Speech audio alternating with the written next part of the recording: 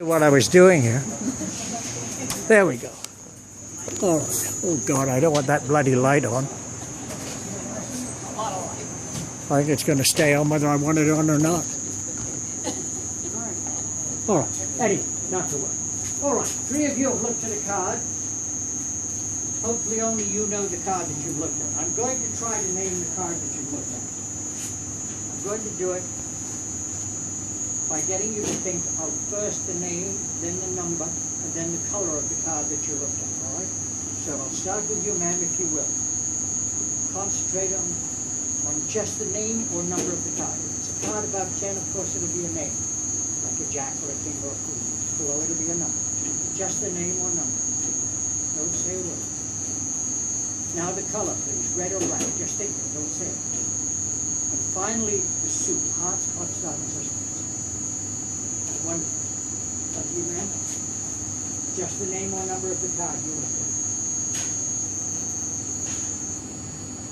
The color, please, red or black, just think it. And finally, the suit. Wonderful. Sir, same procedure. Just the name or not. Make your mind blank. I thought you did that quickly. Just the name or the number of the card. Now the color, red or black. And finally the suit. All right, I'll try to name your card. If I name, no, please remain standing. If I name your card, please proceed. If I fail to name your card, remain standing and I'll keep going until I get it right. 52 times. I normally manage it in about 52 guesses. Yeah. All right, here we go then. Concentrate if you will, please. Jack of diamonds, 3 of spades, and 4 of hearts. Oh, 3 of you. Oh, thank you, folks. Very good. All right. Let me tell you what we're going to do. We're going to have a little bit of fun tonight. I thought we might, I need to borrow a coin, a local coin, a 20-cent, 25-cent piece. Preferably a lady. If there's a lady, I know you guys don't carry money. How about the visitors? You got a quarter visitor?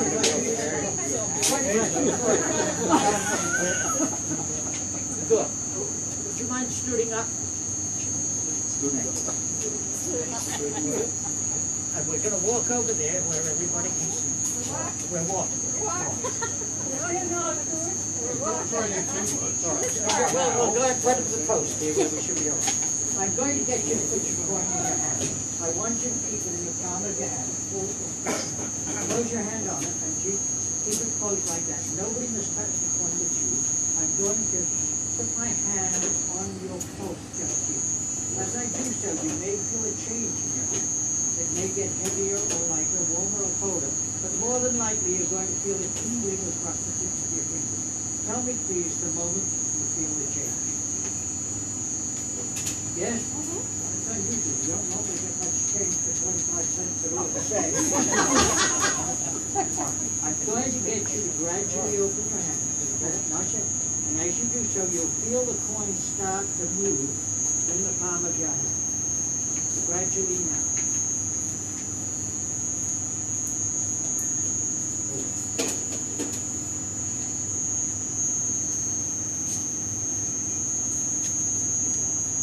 No. No. No, it didn't. Yes, it did.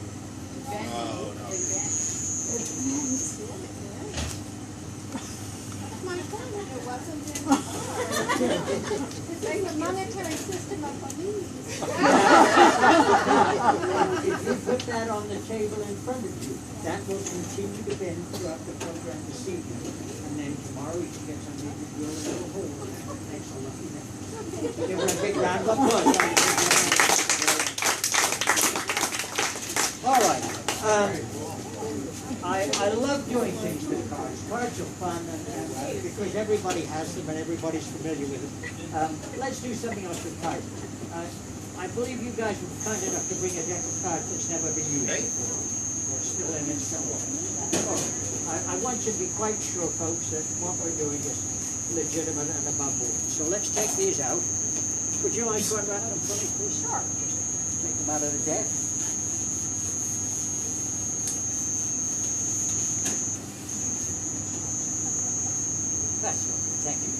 Okay, and I'll tell you what I'll do. I'll get you just to shuffle them.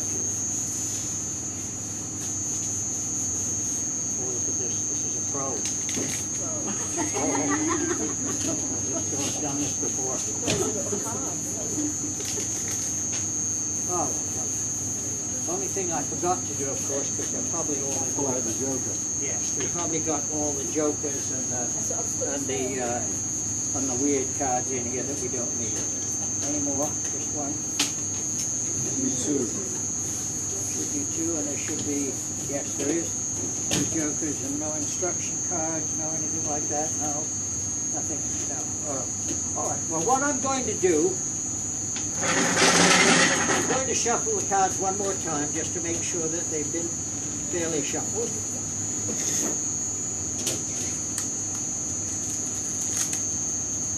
I'm not as good as you are. But then I live in Vegas. All right, and I'm going to put the cards just there. Would you mind helping me? May I ask your name? Barbara. May I call you Barbara? Yes. Tomorrow? Yes. No.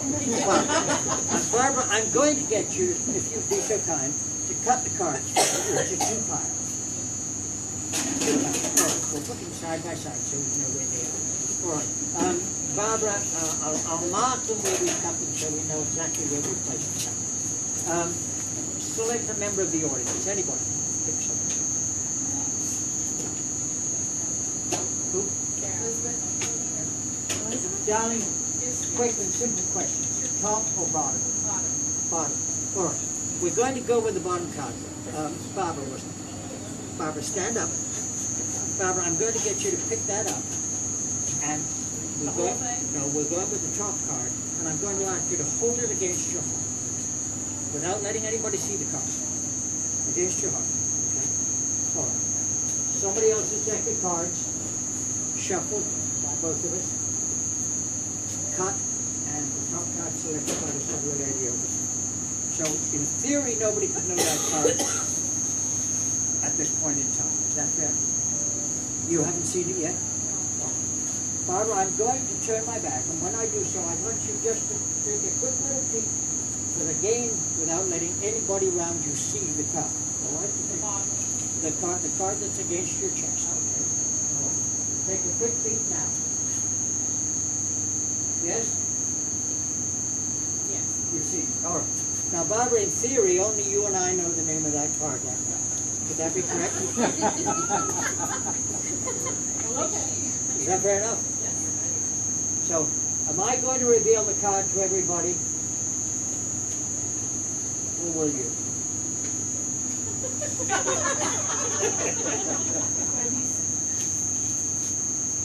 How about King of Spades? Really? Let's have a look. Well, thank you, Barbara, very much. And thank you for your lesson.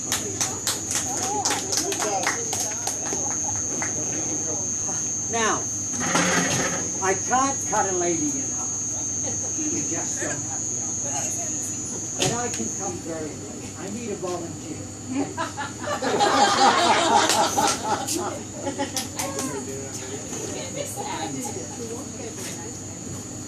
Had enough tequila, you could probably cut me in half and I won't even feel it. There you go. Well, I can't exactly cut you in half, but we can come very close to it. This is the guillotine. Are you familiar with the guillotine? This is rather precious. Anybody here involved in the magic fraternity over the years? This is a very common piece of apparatus. But what you're looking at here is a unique piece. A piece which I designed and which I've had for more years than I care. Well, you can see the dent in the top and the bashes that it's had. Would you check that, my love, and make sure that it's quite solid, that blade doesn't move? It's quite solid. It is, absolutely. And what I want you to do, please, is have a look inside and make sure there's nothing hidden in there. Okay, crawl in and have a look around. I don't see anything in there. Okay. Now, you've noticed that the blade, as it goes in, goes past the hole. Normally, I chop a cigarette in half, but I don't know where it is. But I'll tell you what we're going to do. Which finger do you not use all? I'm right-handed, so let's do anything on this I'm side. going to get you to put your finger into the middle one. That's it. Now you can hold it on the side. Again. There you go. Is that comfortable? And I'll just rest the blade. Just rest the blade. I need a moment. A really fast car.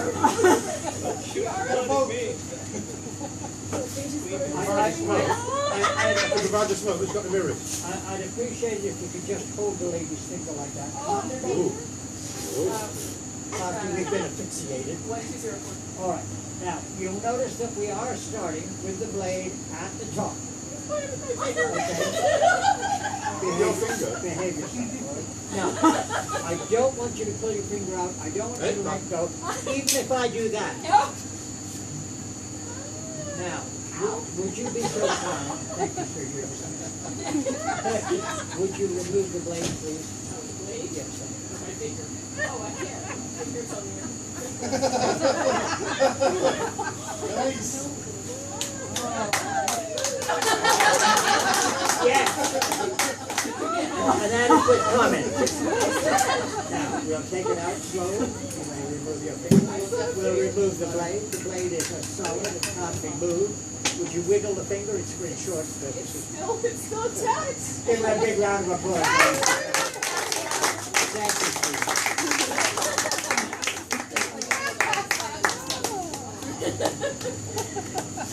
All right. Well, seeing as we're in a good and a humorous mood, I thought we might try an experiment. For this one, I need a lady.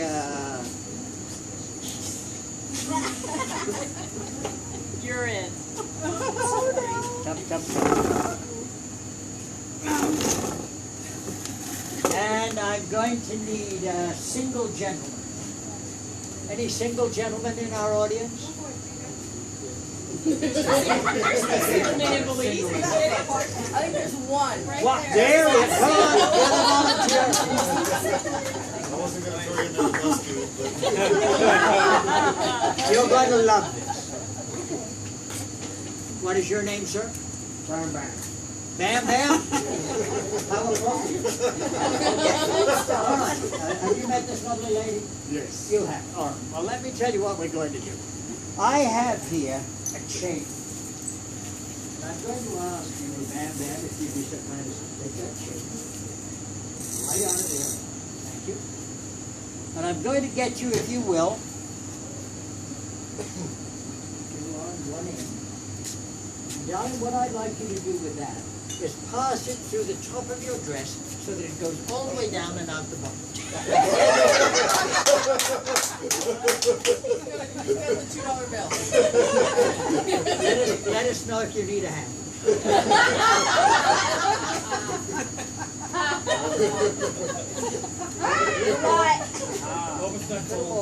Oh, that's okay. That's lovely. That's lovely. Now, Bam Bam, have you got lots of chain left here? All right. Good. Okay, don't pull it. No, okay. And now, I want you to put that through the top of your trousers and out the bottom.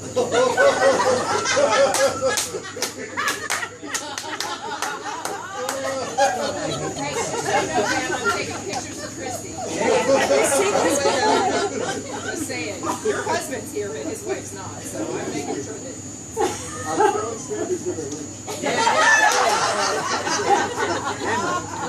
Let me see how much we got. We might get a little more chair. How are you doing? Ah, there we are. Now, here I have a padlock, and I have a selection of keys. I'm going to tip these into your hands, sir, to be so. Well, no, I'll do it the other way around. Let's do it this way. Let's put the keys in your hand, and I'll give you the padlock. And so if you would mind, try the keys one at a time, and until you find the one that opens the padlock. Only one of the keys, in fact, open the padlock. Drop it in the glass when you finish. It doesn't work. Nope. Then you find the one that opens. No?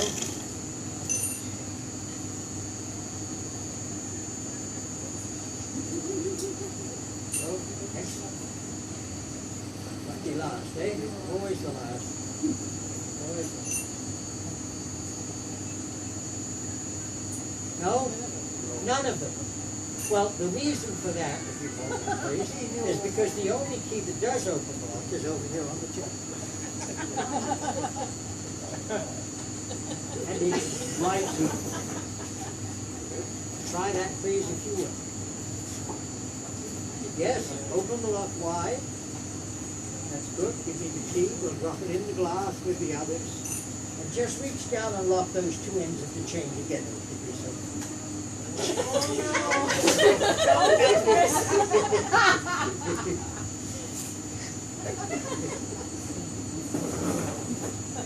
Yes, lock it up tight.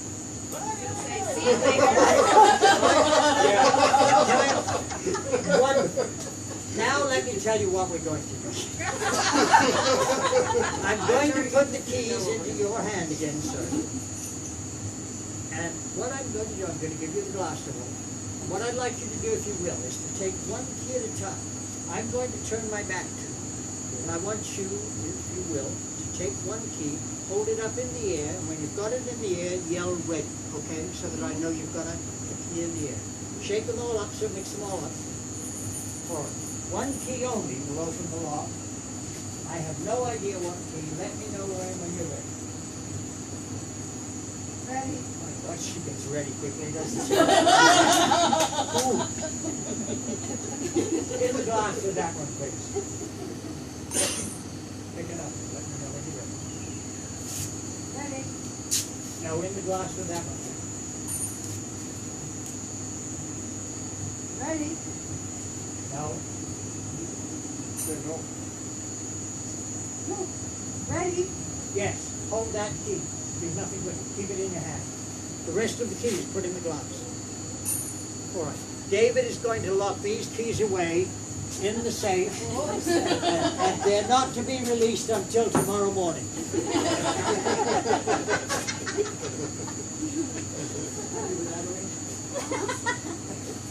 Bearing in mind that only one key would open the lock. And I had absolutely no idea which key you might have been holding. Would you like to try that one in the padlock? I wish you would.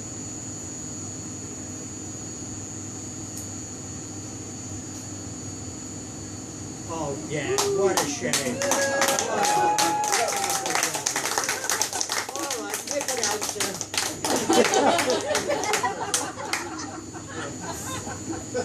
Thank you both very much. Thank you. Oh, I love you. Thank you, sweetheart. Thank you very much.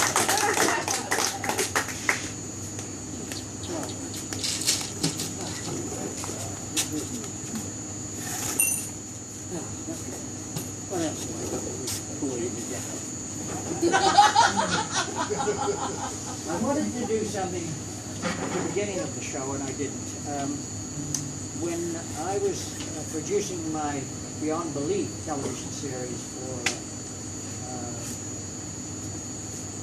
Bundaberg Television, Queensland in Australia, some years ago, my producer came to me and said, Peter, we need something to open and close each show. And at the time, he had an inkling that I, on occasions, wrote poetry. And so he said, I want you to put a monologue together, and on each program we'll start and close with a monologue. And so I, for 6 or 7 years that the show ran, produced an introduction and an outro. And I'd like to share one of those poems, if you will, with you now. It's my favorite. It's called The Set of the Sail. And it goes normally with a musical background, but something like this. I saw a man the other day stood lonely by the road. His clothes were worn, his shoes were torn. The highway was his home. He wore no smile upon his face, so weather-worn with time. And I couldn't help but wonder what he'd been like in his prime. Was he at school a bright young man, adept at sums and knowledge? And what of love had it passed him by in his early years at college? And why, when those around him had gone on to greater things, had he taken to the open road and the loneliness that brings? I pondered as I drove along the now deserted road, what steers a man through the sea of life? What determines his weight, his root, and the weight of his load? What causes some men to go on to impossible dreams while others fall by the way? Is there some mystical, magical force that guides us day by day? I parked my car beside the lake and I watched the boats go sailing by. And it was there I found the answer, perhaps the reason why. From left to right and right to left, the tiny boats flew past with sheets of colorful canvas billowing from their masts. Was it not, I asked, the same wind that filled each and every sail, while some chose left and others right despite the strength of the gale? Just as some of us choose greater goals, and others choose to fail.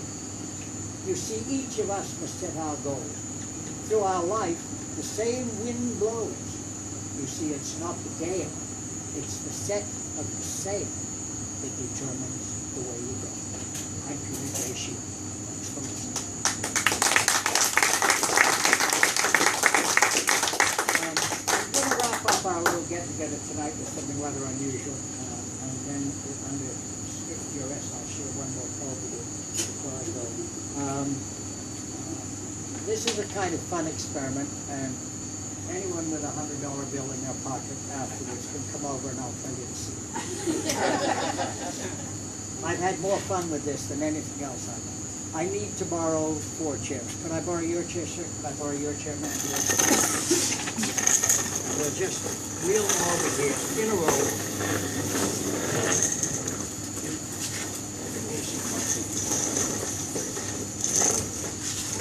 That's right. Just there is fine. And I've got, I hope, somewhere here, 4 sheets of paper, and I'm going to place these on chairs anywhere in any random order, no matter what order they're in. Oh. Who's the wealthiest man in the room? Volunteer. Who's got all of them? No wealthy men here. Women.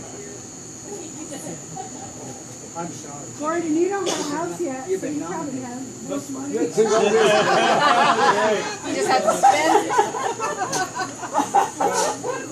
Would you assist me, sir, with this experiment? Give him a big round of applause.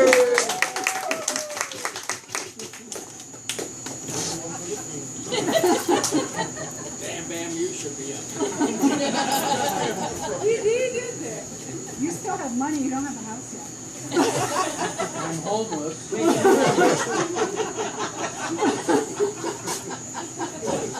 Your name is?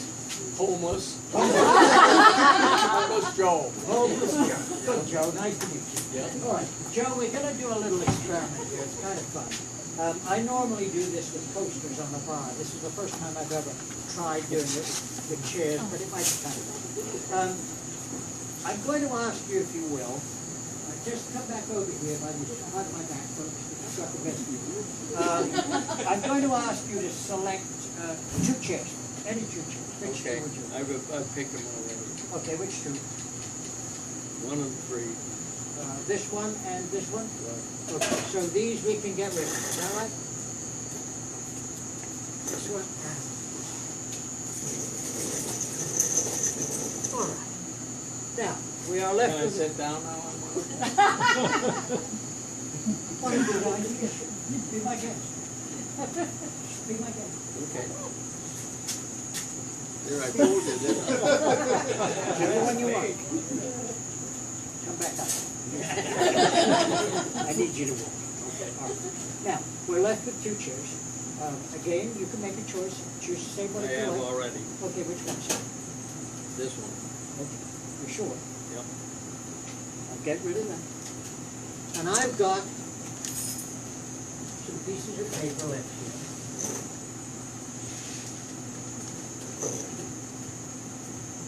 It says, love this. What does that say?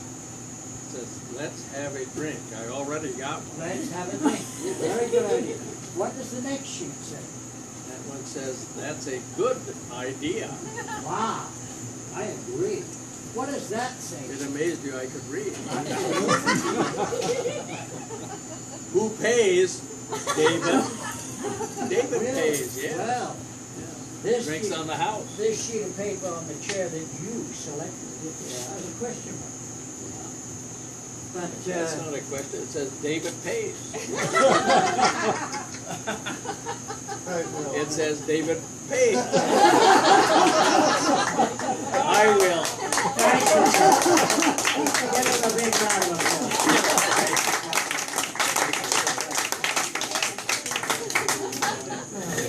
Kind of, here, go ahead. Sorry, folks, have your chair. Should have been you. There we go. I was waiting for you.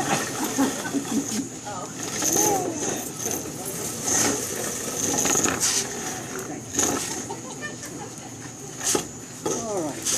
Have you all had fun? I'm sorry it's all so relatively short, but unfortunately, as I say, I came with nothing prepared, but I thought as a tribute to David, because David has been so generous and so kind to us during our stay here, as indeed Steve and all of you, and we've made friends with you, and I sincerely want to thank you. I'm thrilled at our book. We finished it a couple of days ago. There's a couple of things I want to do to wrap up with. Unfortunately, Rose and I lost a member of our family this week. My computer died. Been there. We took it into to Coruscant, and the computer dock in there tells me that it died on its way to Greece. And so I've had it cryonically frozen in hopes that they ultimately find a cure for it. But failing that, I'm going to have it cremated when we get back. And that's a relatively expensive task. So somebody the other day, as we were sitting in the pool, asked me about a copy of one of my books. And I said, well, the only problem I have is that I've only got probably one copy of each of the books that I've brought with me left. So what we thought we'd do tonight is have a fun auction with those books and sell them off to you if you're interested. You won't offend me if you don't bid or if you don't want to buy. If you do, it goes to pay for the new computer. But we're going to do a couple of things. First of all, and I've never done this before, but it might be kind of fun. This is the cover of the book which I have just written on Belize. It's entitled, I Picked an Orchid in Belize, and of course the orchid I picked was Orchid Bay. And your resort here, of course, features to the extent of about 1/3 of the book, so it gives very good coverage. I have never done this before with any of my books, but we thought this would be fun. Please be aware that it's not going to be out for 3 months, but I'm going to auction the first copy. I received the author's copy direct from the publisher as it's released and as it's published. It's a one only, and it would be kind of fun to own. So we're going to start off by auctioning that copy of the book, but bear in mind that if you do buy it or if you bid on it, it's not going to be available until December. The cost of the book at retail is $27.95 US. So I thought if we made this $40 Belize, that would be a hell of a bargain. So, first item up for bid is the first edition of the book, I Picked an Orchid in Belize. Do I have an opening bid of $40 Belizean dollars? 40. Do I have an advance on 40? 45. Thank you, sir. 45 Belizean dollars. Get yourself. Do I hear 50? I'll get it out. 50, sir? Okay. I have $50 offered on I Picked an Orchid in Belize. $50. Will these be autographed by you? Oh, absolutely, ma'am. Autographed, numbered, and authenticated. So your bid is? I don't live in Orchid. You don't have? That's true. So I have 50, I believe, sir, from you. Is that correct, or 55? Do I hear any advance? 60, sir? I have 60 over there. 60 over there. Going once at 60? Going twice at 60? 65 I have over here. 70, sir? I have 70 over there. I have 70 to that. 35 American dollars. 70 Belize. Any advance on 75. 75 I have. 80 I have. 80 I have. You're in real trouble. We'll do 100. 80 I have. Pardon? We'll do 100, please. 100 Belize. Oh, my. Closer to what it's worth.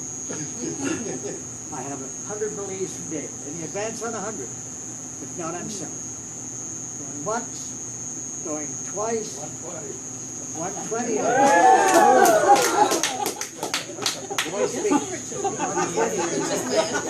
I have 120. I have 120 going once.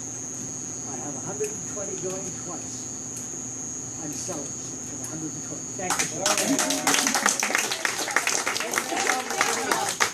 When we finish, and I'll sign this and autograph this for you and validate it. So. All right. I've got a couple of interesting little items. At least I did have. They seem to have vanished. Oh, here they are. The poem I shared with you at the beginning is called "The Set of the Sails." The other poem, which I've done over a number of years, and it's been somewhat popular, is called First Day. I did it originally for the government of Australia. I was asked to write a national poem for them, the coming of the ships, when they had their bicentennial back in 1988. And prior to that, I had written The First Day, and it's what encouraged them to want the coming of the ships. And the first day goes something like this. If man is truly fashioned in the image of his God, what universal power must he possess? Yet for all this great potential as we journey through this life, how few of us discover what we have. If only we could realize what we are, could reach not for the moon or some great star, but could recognize within us lies a greatness yet unseen, the ability untapped to fulfill our every dream. The boundaries of the human mind are limitless like space, a storehouse of experience and wealth. Yet for all this great potential as we journey through this life, how few of us explore our inner self. As we move ever forward in search of the unknown, striving always to prove we're not alone, we should take the time to ponder from whence our knowledge comes, and to recognize within us beats the sound of distant drums, drums that speak of our creation and achievements through our climb, and that many of our greatest gifts have been forgotten in our pride, pushed aside and undiscovered in a search for greater things. Many now are rediscovered in an academic quest for a greater understanding of the things with which we're blessed. So give no thought unto tomorrow.